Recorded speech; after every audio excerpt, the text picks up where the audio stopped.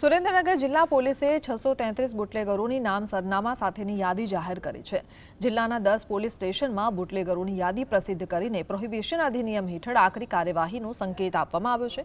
જિલ્લા પોલીસ પ્રમુખ Premsukh ડેલુએ division wise બુટલેગરોને કચેરીમાં બોલાવી કડક સૂચનાઓ આપી છે।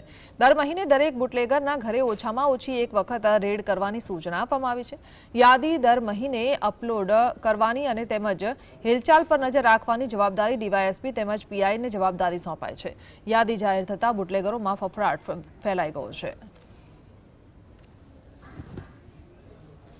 અમે લોકો જે પણ એવા જે એસએમસી બીજી કોઈ મોટી એલસીબીની જે રેડ હોય, આ રેડના અંદર જે આરોપી હતા અને જે બદમાશ હતા અને જે એવા ધંધામાં જે સંકળાયેલા લોકો છે, આને આજ બોલાવીને કડકાઈથી તમામથી પૂછપરછ પણ કરી છે।